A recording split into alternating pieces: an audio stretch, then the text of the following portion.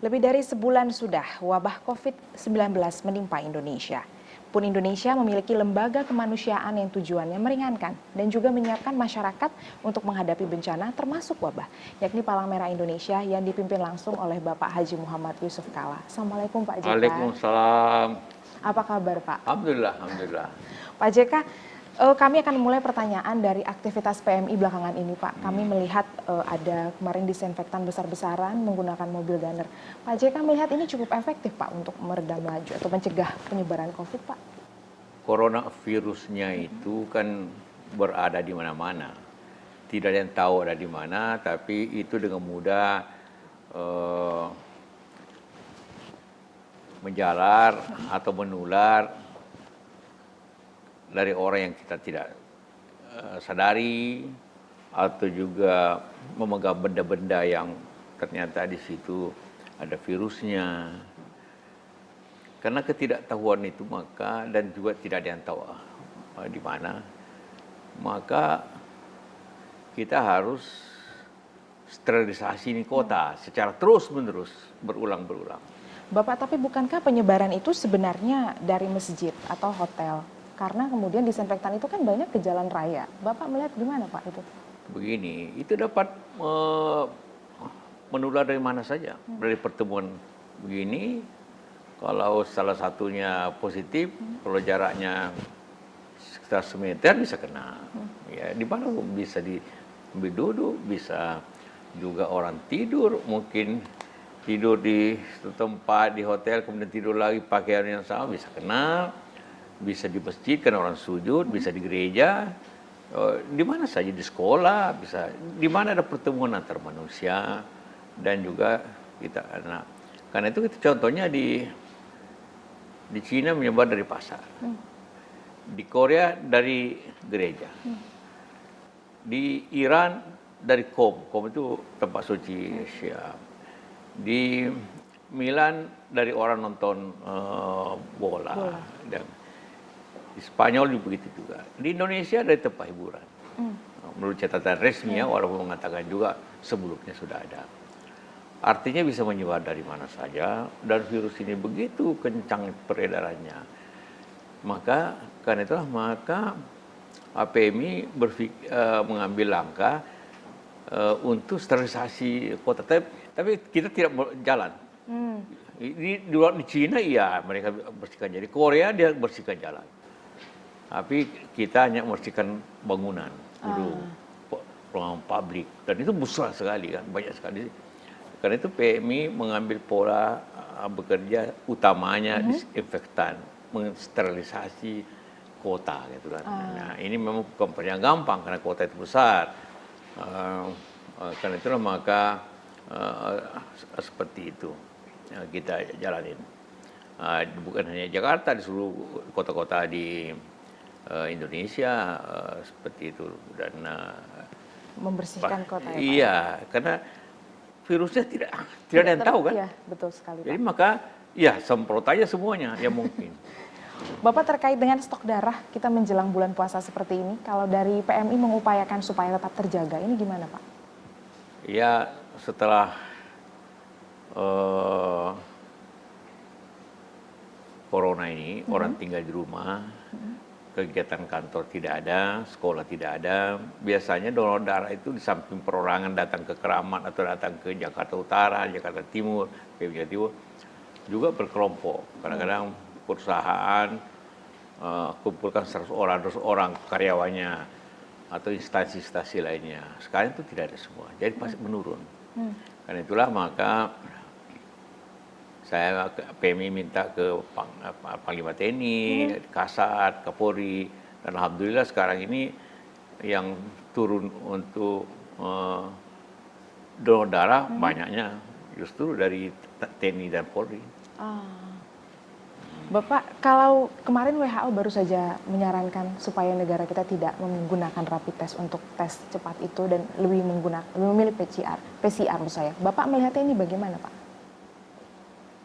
Rapid test itu sebenarnya hanya untuk indikator aja atau memilah-milah. Kalau positif maka harus dites lagi. juga banyak rapid test beredar dari perusahaan-perusahaan yang terkenal atau tidak terkenal. Nah ini yang banyak yang memang tidak memenuhi syarat juga. Karena itu Itu yang harus kita diwaspadai harus, gitu. WHO sendiri tidak melarang, hanya memverifikasi yang perusahaan mana yang punya sertifikat untuk bisa seperti itu. Tidak semua.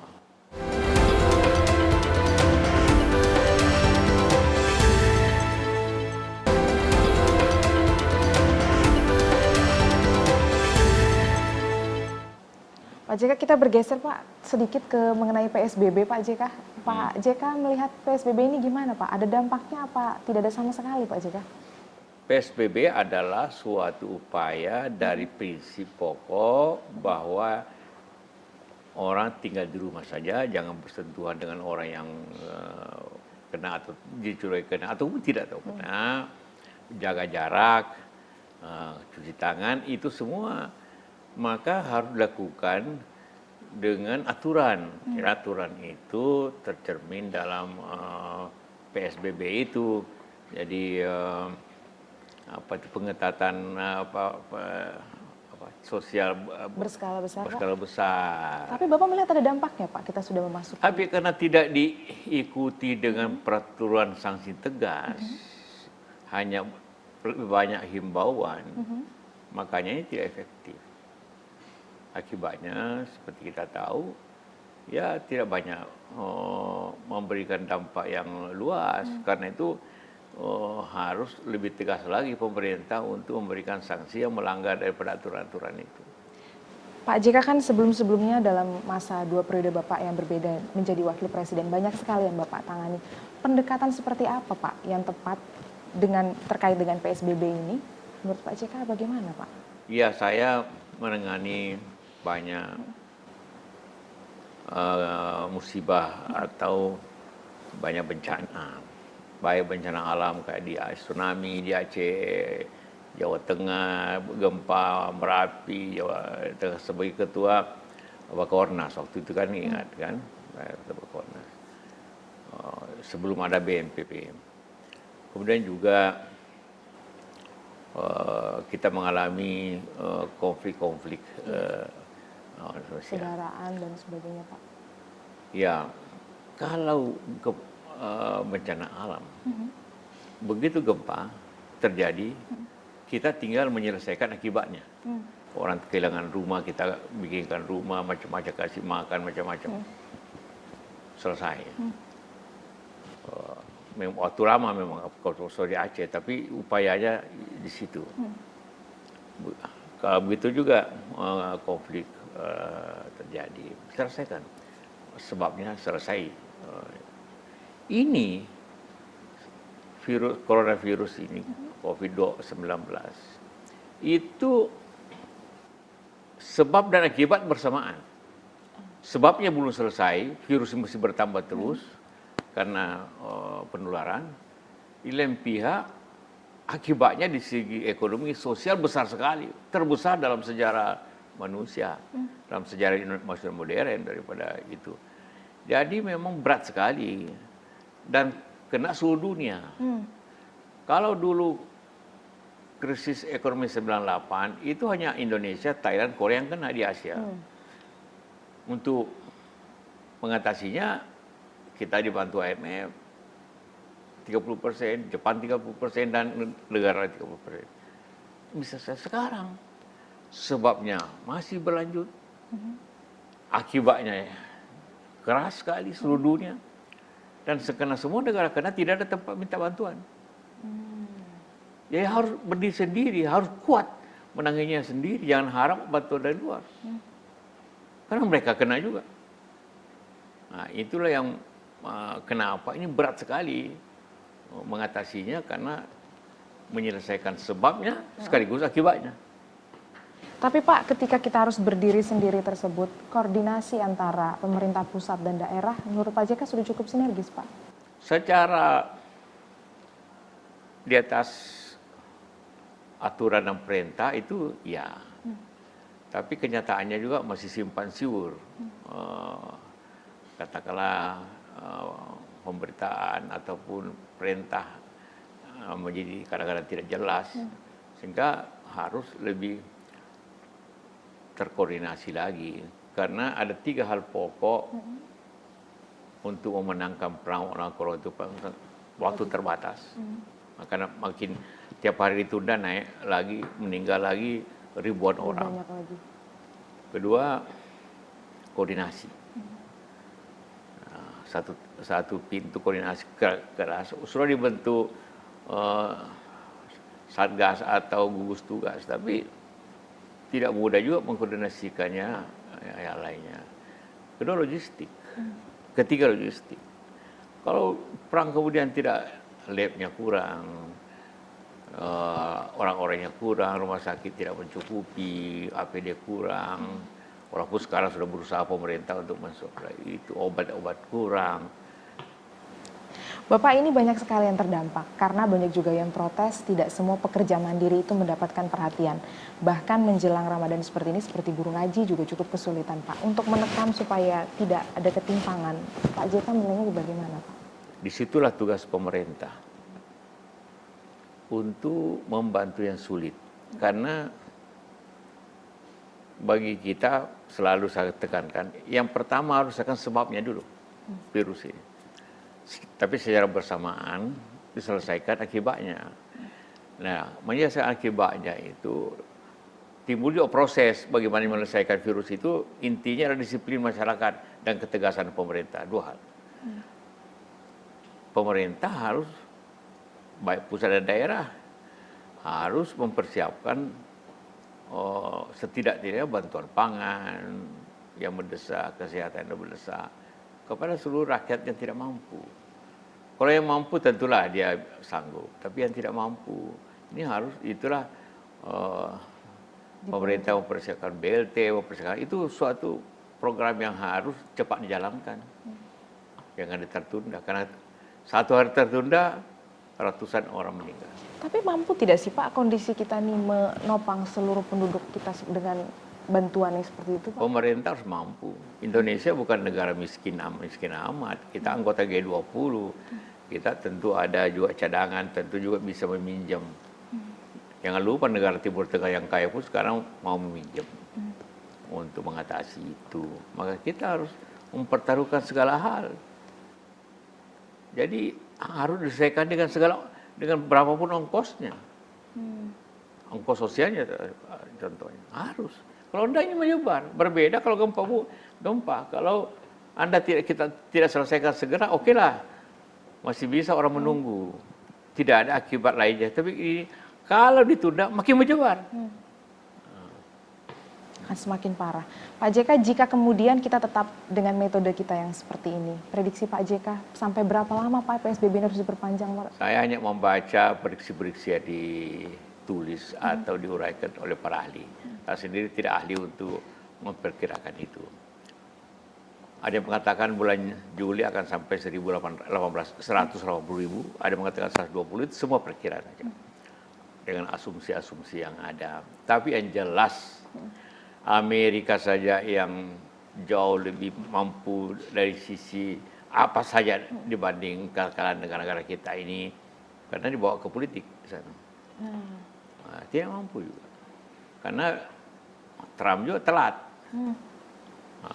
Karena dia lebih mementingkan politik daripada pekerjaannya. Ingin terpilih lagi. Jadi ini jangan dipakai sebagai sarana politik.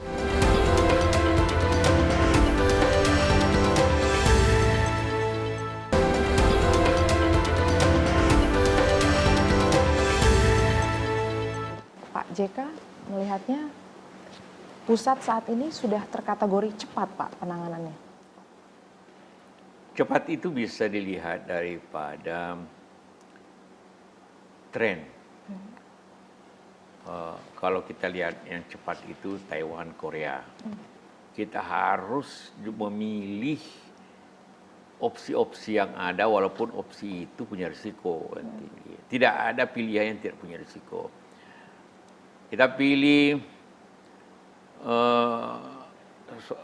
pendekatan yang lembut, orang yang boleh masih kemana-mana dan sebagainya.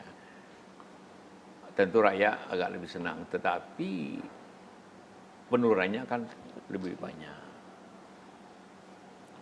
Jadi pilihannya apa? Ya pilihannya ialah mengurangi penularan atau menghentikan penularan. Semua para ahli dan kita sepakat bahwa dua yang pokok. Apa tuh Pak? Jaga jarak, pakai masker, cuci tangan, dan tidak bertemu dengan banyak orang. Nah, itu akan menghentikan Penyebaran. Iya. Nah, ditambah lagi kita harus katakan karena tidak tahu di mana ini virus ini, maka kita harus besar-besaran saja mensemprot apa yang mungkin. Pak, ini mendekati bulan Ramadan, kemarin pemerintah baru saja melarang untuk ada larangan mudik ya Pak ya. Tapi kita lihat transportasi umum seperti KRL masih beroperasi. Pak JK melihatnya gimana? Iya, ini kan dilema saya katakan tadi. Untuk mempercepat penyelesaian itu memang hanya kesadaran dan ketegasan. Kalau kesadaran itu di Indonesia tidak bisa tumbuh dari hanya menghimbau. Karena itu harus tegas sanksinya ke orang melanggar daripada ketentuan PSBB itu. Nah, kita bersyukur bahwa Pak Presiden sudah mengumumkan seperti melarang mudik, baru saja keluarnya, walaupun sudah diminta lama. Sebenarnya untuk memberikan penjelasan lebih gampang lagi, ya buat apa mudik? Karena juga kita tahu semua daerah, baik provinsi, kabupaten, kalau datang dari Jakarta harus isolasi mandiri 15 hari, 2 minggu. Jadi buat apa pulang? Biasanya orang kan mudik antara seminggu 10 hari kan, baru kembali ke Jakarta lagi. Nah kalau mudik belum 14 hari diisolasi, ini apa gunanya mudik? Apa saja sih Pak yang akan dialami negara kita dengan wabah ini Pak? Ya sekarang ini saja kita sudah alami krisis ekonomi sosial masyarakat akan muncul. Kalau krisis ekonomi artinya menyebabkan orang banyak nganggur, banyak kemiskinan, ekonomi tidak berjalan, produktivitas menurun, akhirnya kan pendapatan PDB kita pasti turun, pertumbuhannya pasti turun. Banyak yang memperkirakan ya antara 0,5% atau negatif. Ini tidak perlu kita terlalu khawatir karena kita sudah pernah mengalami minus 15% pertumbuhan. Tahun 98 itu minus 15%. Kita masih bisa hidup. Prediksi Bapak tapi mungkin tidak sih Pak kita lebih buruk daripada 98 dan memicu kerusuhan? Bisa lebih buruk, jauh. Seperti saya katakan, tahun 98 hanya 3 negara di Asia, Indonesia, Tengah Korea. Tapi yang kena pada waktu itu, yang paling besar ialah industri atau perdagangan yang mengimpor bahan baku. Terus yang mengekspor itu senang. Jadi waktu itu sebenarnya krisis itu di Sulawesi tidak krisis sangat kecil, malah menguntung. Di Sumatera orang menghasilkan karet, CPO, justru untung besar. Hanya Jakarta dan sekitarnya yang kena sebenarnya pada waktu itu. Cuma karena Jakarta orang ribut luar kayak apa gitu kan. Sebenarnya tidak. Sekarang seluruh Indonesia kena. Seluruh Indonesia khawatir. Semua orang tidak bisa tidur nyenyak. Jangan-jangan dia kena. Tidak sekolah, bayangkan generasi muda kita kalau 2 bulan tidak sekolah. Berarti akan memicu kerusuhan dan kriminalitas tentunya Pak ya? Saya tidak mengatakan itu, tetapi apabila ini berkepanjangan dan kita tidak cepat mengatakanlah ketersediaan pangan, membagi beras, kasih BLT, bisa timbul masalah sosial kalau tidak. Orang tidak makan, orang nganggur. Nah, kalau masalah itu bisa menimbulkan masalah keamanan. Meminimalisir krisis Pak, kira-kira apa Pak JK yang paling bisa dilakukan dari masyarakat ataupun pemerintah Pak JK? Disiplin, berkali-kali saya katakan, disiplin dan ketegasan. Menjalankan instruksi. Bukan jangan himbau. Ini kan pemerintah Republik Indonesia, pemerintah, bukan penghimbauan Republik Indonesia. Pak JK, pertanyaan terakhir Pak, dengan wabah ini kira-kira Pak ke depan perubahan apa yang paling signifikan yang diambil Indonesia nanti ke depan, apa Pak yang paling bisa terjadi Pak? Iya, kita Pelajarannya mungkin. kembali lagi untuk mempercepat persatuan, kehidupan kekeluargaan mungkin lebih baik karena tiap hari ke rumah. Tapi kebiasaan mungkin saja nanti berubah. Mungkin lama-lama kalau ada masalah tidak perlu dipanggil rapat, anggap Zoom aja. Itu kebiasaan yang baik dan hemat itu. Tapi rehabilitasi ekonomi itu makan waktu.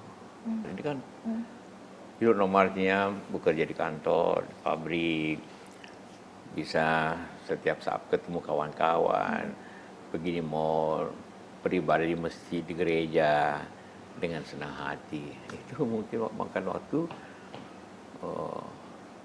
ya 2 tahun, setahun 2 tahun, karena intinya kapan vaksin itu diketemukan.